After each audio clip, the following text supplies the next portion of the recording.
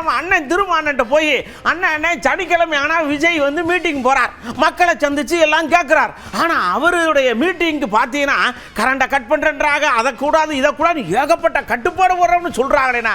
இங்க வரங்க கூட்டணியில் நாங்க இருக்கோம்ல, எங்க கொடிக்க பத்தியே தூக்கி பிடிங்கி போட்டுறாங்க. எங்களுக்கு இந்த கட்டுப்பாடு தான், எல்லாருக்கும் ஒண்ணுதான், புதுசா ஒண்ணும் பண்ணல, போங்க அப்படின்ட்டா. திமுக எதிர்ப்பு என்பதை விட திமுக வெறுப்பை அவர் அரசியலாக பேசிக் கொண்டிருக்கிறார். எதிர்ப்பு என்பது வேறு, வெறுப்பு என்பது வேறு.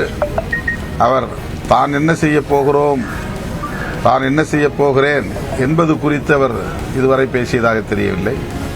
திராவிட முன்னேற்றக் கழகத்திற்கு, திராவிட முன்னேற்றக் கழக அரசுக்கு, மதசார்பற்ற முற்போக்கு கூட்டணிக்கு எதிரான கருத்துக்களை வெறுப்பு அரசியலாக முன்வைக்கிறார்.